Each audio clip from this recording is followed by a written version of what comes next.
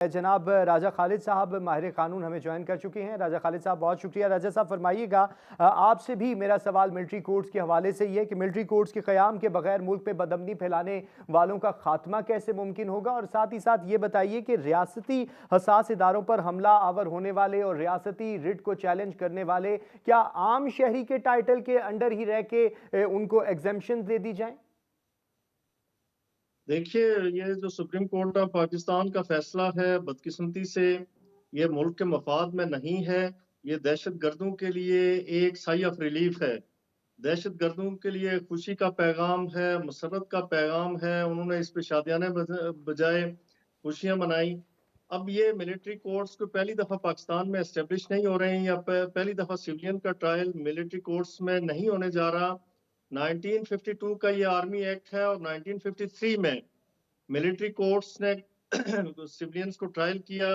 आपको पता है कि फैज अहमद फैज ये लोग मिलिट्री कोर्ट्स की जद में आए, लेकिन 1967 में बाज़ाब्ता तौर पे एक ऑर्डिनेंस के जरिए जो एक्ट था उसे अमेंड करते हुए 21D डाला गया।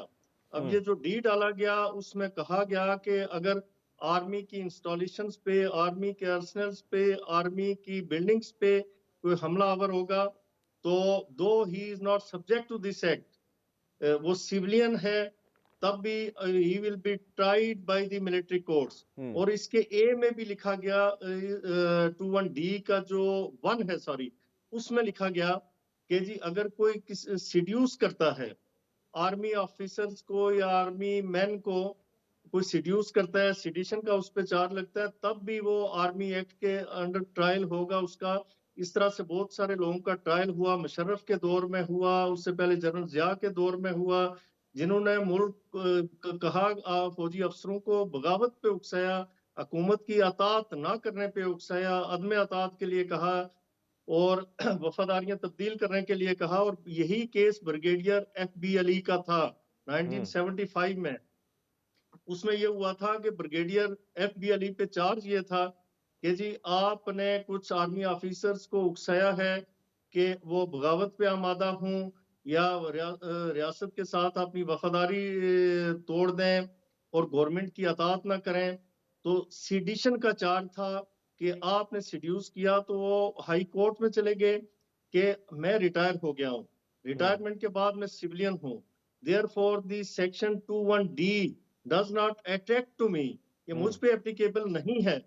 लेकिन सुप्रीम कोर्ट ऑफ पाकिस्तान जो उस वक्त जो जजेस थे, led by the then chief justice Hamoodur Rahman, जो मशहूर जमाना चीफ जस्टिस थे पाकिस्तान के, तो उनकी सरबराही पे में सुप्रीम कोर्ट ने ये करार दिया कि बेशक आप रिटायर हो गए, लेकिन आप आर्मी एक्ट के एम्बिट में आते हैं। आप बेशक सिविलियन हो गए, लेकिन 21D-D2 की डेफिनेशन में फॉल करते हैं, लिहाजा आपको मिलिट्री कोर्ट ट्राई कर सकती है, आपका ट्रायल मिलिट्री कोर्ट में हो सकता है। उसके बाद बहुत सारे केसेस में ये सुप्रीम कोर्ट ऑफ पाकिस्तान करार दे चुकी है कि due course of law, due process of law adopt करते हुए अगर मिलिट्री कोर्ट सिविलियंस का ट्रायल करे उन ऑफेंसेस में जो 21D में फॉल करते हैं, तो फिर कोई कदगन नहीं है, कोई केवल नहीं है। 2015 PLD है सुप्रीम कोर्ट ऑफ पाकिस्तान की, उसमें district bar association versus federation of Pakistan, उसका 401 है पेज। उसमें जो मिलिट्री कोर्ट एस्टेब्लिशमेंट थी, वहां तो 21वीं तरमीम को चैलेंज किया सही, गया यानी कि था। माजी में हमें मिलिट्री कोर्ट्स के हवाले से बहुत सारी जो हैं मिसालें मिलती हैं।